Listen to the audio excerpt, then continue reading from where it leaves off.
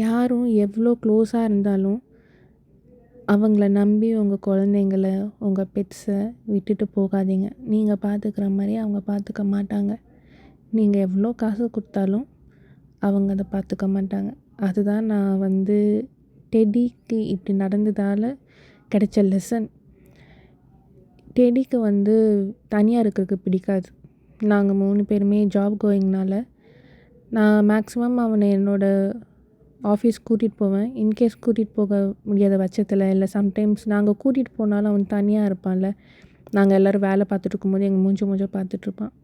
So அதனால் நாங்கள் வந்து டே கேர் மாதிரி வந்து பெட் பாலில் விட்டுட்டு போவோம். ஸோ தட் அங்கே இருக்கிற நாய்க்குட்டிங்க, அங்கே இருக்கிற மனுஷங்க கிட்டலாம் அவன் வந்து ரொம்ப சோஷியலைஸ் ஆவான். பெட் பாலுக்கு வந்து நிறைய பேருக்கு தெரியும் டெடி எவ்வளோ ஒரு ஃப்ரெண்ட்லியான ஒரு பர்சன் அப்படின்ட்டு. அப்படி இருக்கும்போது பெட் பாலில் இருக்கிற ஒரு ஸ்டாஃப் வந்து டெடியை ராடால் அடித்து அவன் காலை 2ஆக உடைச்சிட்டாங்க.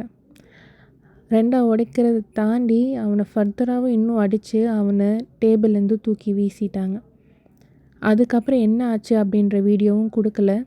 டெடி வந்து அந்த டேபிள் கடியில் ஃபஸ்ட்டு எப்படி வந்தான், அந்த பையன் டெடியை எங்கேருந்து எடுத்துகிட்டு வந்தான், எப்படி எடுத்துகிட்டு வந்தான் அப்படின்ற இவங்க கொடுத்த ஃபுட்டேஜில் இருக்கிற ப்ரீவியஸ் ஃபுட்டேஜும் கொடுக்கல. கேட்டால் இன்னி வரைக்குமே மழுப்பிட்டே இருக்காங்க. இவ்வளோ ஃபுட்டேஜ் கொடுக்காம எங்கக்கிட்ட மழுப்பும்போது எப்படி வந்து அந்த ஓனரை நாங்கள் சும்மா விட முடியும்னு சொல்லுங்கள். எப்படி அந்த ஓனர் வந்து நான் ரெஸ்பான்சிபிள் இல்லை டெடிக்கு இப்படி ஆனதுக்கு, அந்த ஸ்டாஃப் தான் ரெஸ்பான்சிபிள்ன்ட்டு மூஞ்சிக்கு மேலே சொல்கிறாங்க. அது எப்படி நாங்கள் ரெஸ்பான்சிபிள் ஆக முடியும்? நாங்கள் உங்களுக்கு அந்த பையனை பிடிச்சி கொடுக்குறோம், நீங்கள் கூட்டிகிட்டு போங்க. நாங்கள் எப்படி அந்த பையனை கூட்டிகிட்டு போக முடியும்? போலீஸ் தானே கூட்டிகிட்டு போக முடியும். இவனுக்கு இப்படி ஆனதுனால நாங்கள் 3 பேருமே ஹாஸ்பிட்டலாக அலைஞ்சிட்டு இருந்தோம். அதுக்குள்ளே அந்த பையனையும் எஸ்கேப் ஆக விட்டுட்டாங்க. கேட்டால் ரெசிக்னேஷன் கொடுத்து நாங்கள் அனுப்பிச்சிட்டோம், அதுதான் நாங்கள் வந்து எங்கள் கம்பெனியில் பண்ணுற ஹையஸ்டான பனிஷ்மெண்ட்டுன்ட்டு திரும்பவும் மூஞ்சிக்கு மேலே சொல்கிறாங்க. என்ன கதைன்னே தெரியல. இதை நாங்கள் எப்படி ப்ராசஸ் பண்ணுறதுன்னு தெரியல. அட எப்படி இவனை போய் அப்படி பண்ண முடியும் அப்படின்றது திரும்பவும் ஒரு 1000 டைம் எங்கள் மனசில் ஓடிக்கிட்டே இருக்குது. அவனை எப்படி அடித்தாங்கன்ற வீடியோ நான் இப்போ போடுறேன் பாருங்கள்.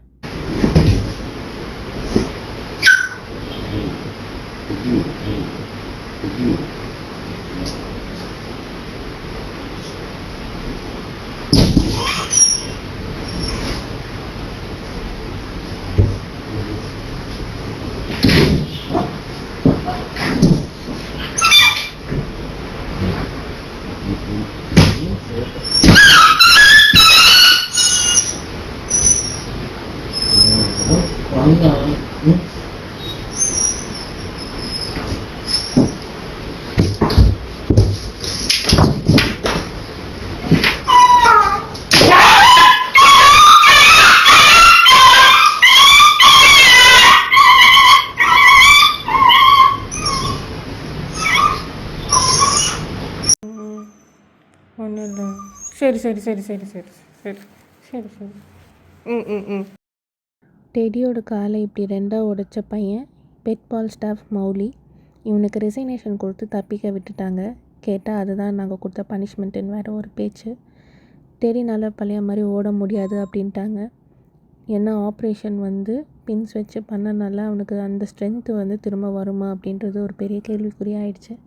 இத்தனை நடந்துட்டு இருக்கும்போது அவன் அந்த பெட் பாலோட ஓனரும் ரொம்ப மோசமாக பிஹேவ் பண்ணிகிட்ருக்காங்க இன்னொரு இடத்துல. ஒரு மனுஷன் இவ்வளோ கொடூரமாகவா இருப்பான் அப்படின்றது வந்து நான் பெட் பாலோட ஓனர், அந்த அடித்த பையன், இப்போ பெட் பாலுக்காக பேசிட்டுருக்கிற அந்த இன்னொரு மனுஷனை பார்க்கும்போது தான் தெரியுது. அந்த பெட் பால் ஓனர் நான் ரெஸ்பான்சிபிள் இல்லைன்னு சொல்லிகிட்டே இருக்காங்க. அந்த வீடியோ டெடி அடித்த வீடியோவை பார்த்தீங்கன்னா ஜஸ்ட் மிஸ்ஸில் வந்து அவன் வந்து ஆக்சுவலாக டெத்தை எஸ்கேப் ஆகிறான். மிஸ் ஆகி அவனோட தலை வந்து ஸ்டீல் ரேக்கில் பட்டிருந்தாவோ, இல்லை இன்னும் கொஞ்சம் ஹார்ஷாக அவன் தூக்கி வீசியிருந்தாவோ எனக்கு டெடி என் கையில் இருந்திருக்க மாட்டான். ஆனால் அந்த ஓனர் நான் ரெஸ்பான்சிபிளே இல்லை, அந்த பையன்தான் ரெஸ்பான்சிபிள்னு கூவி சொல்லிகிட்ருக்காங்க. The owner is fully responsible இந்த பையனை ஹையர் பண்ணதுக்கு.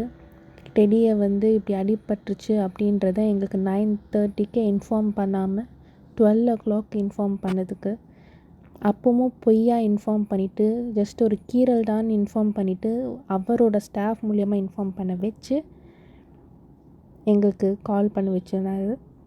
அண்ட் எகெயின் 5 o'clock கால் பண்ணி ஃப்ராக்சரு, ப்ளட் டெஸ்ட் எல்லாமே அவங்களே எங்கள் பெர்மிஷன் இல்லாமல் எடுத்து, எப்போ அவனுக்கு 9:30 மணிக்கு அடிப்படுது, அவங்க எத்தனை மணிக்கு எடுக்கிறாங்க, எத்தனை மணிக்கு ஃப்ராக்சர் கன்ஃபார்ம் பண்ணுறாங்க எங்களுக்கு. இங்கே டெடி இல்லாமல் ஒரு குழந்தையா இருந்திருந்தா அப்போ வேறு கதை. எங்களுக்கு டெடிக்கு நடந்த மாதிரி திரும்பவும் பெட்பாலில் எந்த ஒரு குழந்தைக்கும் நடக்கக்கூடாது. பெட்பால் அதுக்கு அஷ்யூரிட்டி கொடுக்க மாட்டாங்க. ஏன்னா இதுக்கே அவங்க ரெஸ்பான்சிபிள் எடுக்கலை. That is them. டெடியோட இந்த வலிக்கு அவங்க ஒரு கேஜு, அவனோட ஆப்ரேஷன் ஃபீஸ் ஒரு 20,000 அதை பேர் பண்ணுறேன்னு சொல்லியிருந்தாங்க. ஆனால் ஒரு 20,000ல் இது முடிஞ்சிருமா?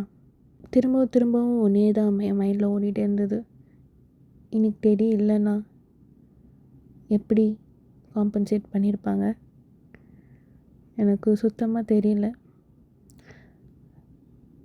டெடி தான் எனக்கு திரும்ப லைஃப் கொடுத்தான்னு வச்சுக்கோங்களேன். நான் பயங்கர ஒரு பத்தட்டிக்கான ஒரு ஸ்டேஜில் இருந்தேன். 7 இயர்ஸ் கழிச்சு டெடி எனக்கு என் லைஃப்குள்ளே வந்தான். ஸோ அப்படி இருக்கும்போது கடவுள் என்னை நல்லாவே ஆசீர்வதிச்சிருக்காரு. அந்த ஒரு 20,000 கொடுத்து இந்த பிரச்சனையை வாய்ப்பே இல்லை. என் டெடி மாதிரி எத்தனை பேர்த்தோட லைஃப்பில் இன்னொரு டெடி இருக்காங்கன்னு. பெட்பால்லையே அவ்வளோ அவ்வளோ பெட்ஸ் வருவாங்க. அவ்வளோ பெட்ஸும் அவங்க ஓனர்ஸ் வந்து அவ்வளோ ஆசையாக வளர்த்துட்ருக்கிறவங்க. அதில் ஏதாச்சும் ஒரு பெட்டுக்கு இதே மாதிரி ஆயிடுச்சுன்னா அப்போ நான் தானே அதுக்கு ஃபுல்லி ரெஸ்பான்சிபிள். அப்போ நான் அந்த ரெஸ்பான்சிபிலிட்டி எடுத்து நான் உங்களுக்கு காமிக்கிறேன் இந்த வீடியோவில்.